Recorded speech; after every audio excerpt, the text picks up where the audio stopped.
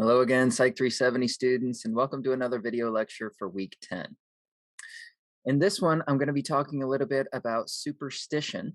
So the focus of this video lecture is going to be on what we call superstitious behavior.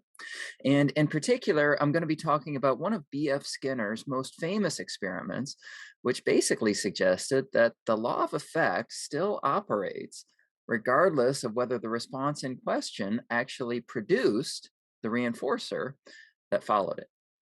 So in other words, if that reinforcer just so happens to follow the response, if it's contiguous with the response, then that response is going to get strengthened. It's going to get reinforced, even if it was actually unnecessary and didn't actually cause the reinforcer to occur. So guys, in this 1948 experiment, what Skinner did was he took some pigeons and he put those pigeons in a situation where there was no contingency at all between what they did and whether or not they got food. So he made it so that that reinforcer, the food, was completely independent of these pigeons' behavior. So he put the pigeons in operant chambers, he put them in Skinner boxes, and he arranged for food to arrive in those Skinner boxes every 15 seconds. So it didn't matter what the pigeons did during the 15 seconds, food was going to come out of the chute at the end of the 15 seconds, regardless of what they did. They didn't have to make a particular response. So again, that food, that reinforcer, was not contingent on the pigeon's behavior. It was going to occur no matter what they did. But of course, the pigeons didn't just sit there and wait for the food. They were still doing something in the Skinner box, and they seemed to associate the delivery of food with whatever they happened to be doing when the food arrived. So in other words, even though there wasn't actually a contingency between what they did and whether they got food, they acted like they thought that such a contingency was in place. They acted like they believed that their behavior really was instrumental in producing the food as a consequence. And so Skinner reported that if a bird just so happened to be flapping its wings when the food was delivered, then wing flapping got reinforced. It became a more frequent behavior for that bird. Or if a bird happened to bob its head or peck at the floor, and then that behavior just so happened to coincide with the delivery of food, then it would get reinforced. The pigeon would bob its head or peck at the floor more often in the future because it would associate that behavior with getting food. So, to put it like Skinner put it, it seemed like these behaviors were getting sort of accidentally reinforced. He said that they increased in frequency because of what he called an accidental correlation between them and the presentation of food. So, in other words, these behaviors got stronger. They got reinforced because they were contiguous with the food. They occurred just before the food did, even though they weren't actually necessary or instrumental in producing that food. And so Skinner referred to these accidentally or coincidentally reinforced behaviors as superstitious behaviors, which are described in the textbook as behaviors that occur repeatedly, even though they don't actually produce the reinforcers that maintain them. So again, these behaviors are not instrumental in bringing about these consequences, but they get stronger anyway. They get reinforced anyway. And so Skinner proposed that this coincidental reinforcement idea could also explain how human superstitions arise. So, for example, if you're playing craps in a casino, then obviously whether you win or crap out has nothing to do with whether you blow on the dice before you throw them, right? But if you just so happen to do that right before you win, then it might become a habit. You might come to associate that behavior with winning so that you do it more often when you play craps in the future. Or similarly, if a baseball team puts on its rally caps like this when they need a big inning, then in reality, that doesn't actually affect whether a certain batter gets a hit or strikes out, right? It's not instrumental to scoring runs in baseball. But the idea is that at some point, one team did that. One team put on their rally caps, and then they just so happened to score a bunch of runs that inning. And so, again, because of this coincidental reinforcement idea, the rally cap superstition became a thing. So, that's one idea on where superstitions come from. That's one idea about why people and animals will sometimes do these things that they seem to think are necessary for reinforcers, even though they aren't. So they just happened to get followed at some point by a reinforcer. They were contiguous with a reinforcer. And so again, they got accidentally or coincidentally reinforced.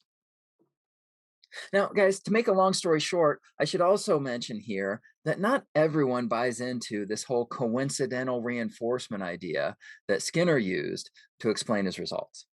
There are other explanations for those results too, like the fact that these are hungry pigeons who are being fed at regular 15-second intervals. And so you could argue that what you're seeing from those pigeons might not be the result of operant conditioning at all. So it might not be that they've been accidentally reinforced for these behaviors. Instead, it might be that these are just naturally occurring behaviors that pigeons perform when they're hungry and looking for food. And there is some evidence to support that view, like the results of this Stadden and Simmelhag study, where it seemed like the pigeons were mostly performing feeding behaviors toward the end of each interval, and then mostly foraging behaviors during each interval. So again, there are other explanations for the results of Skinner's classic superstition experiment. But having said that, it's clear enough that coincidental reinforcement can, at least sometimes, lead to superstitious behavior, even with humans. So there are several interesting examples of that described in your textbook, like one where people would pull a lever thousands of times because they thought it was getting them more points, even though it wasn't. And there's another one where kids would get marbles periodically, and they didn't have to do anything to get the marbles, but they'd still acquire superstitious behaviors that had just so happened to coincide with the delivery of a marble. So, for example, one kid swung their hips back and forth. Another one kissed the mechanical clown that dispensed the marbles. Another one sucked their thumb. And so, even if it doesn't always lead to superstitious behavior, it seems pretty clear that coincidental reinforcement can result in superstitious behavior. And so, we're actually going to return to this idea again next week when your weekly activity for that week will be a discussion board where I'll ask you to pick a certain superstition and talk about whether you think that coincidental reinforcement may have played any role in the development of that superstition. And so I look forward to seeing what you guys come up with for that discussion board next week. To wrap things up for this video lecture, though, I have a couple of videos that I want to show you now about superstition. So here those are. The delivery of rewards by a one-armed bandit is determined at random. But many gamblers want to think that what they do can increase their chances of winning the jackpot. They stand on one leg or wear a lucky shirt. Are these superstitious behaviors a byproduct of our evolution? All wild animals have to be kind of natural statisticians, looking for patterns in the apparent randomness of nature when they're looking for food or trying to avoid predators. There are two kinds of mistakes they can make. They can either fail to detect pattern when there is some, or they can seem to detect pattern when there isn't any, and that's superstition.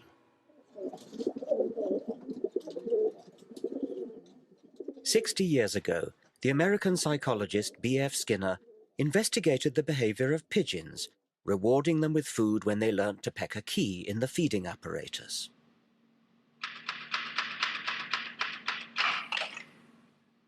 But then Skinner set the apparatus to reward the birds at random. Now the pigeons just had to sit back and wait. But that isn't what they did. Instead, the majority developed what Skinner called superstitious behavior.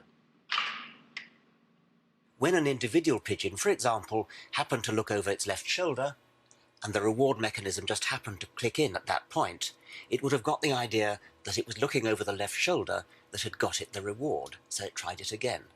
By sheer luck, as it happened, the reward mechanism delivered food at the same time again. And so the pigeon was reinforced in its idea that looking over the left shoulder was what got it the reward. And it went on and turned into a maniac for looking over the left shoulder. Humans can be no better than pigeons. We constantly create false positives We touch wood for luck, see faces in toasted cheese, fortunes in tea leaves. These provide a comforting illusion of meaning. This is the human condition. We desperately want to feel there's an organizing force at work in our bewilderingly complex world.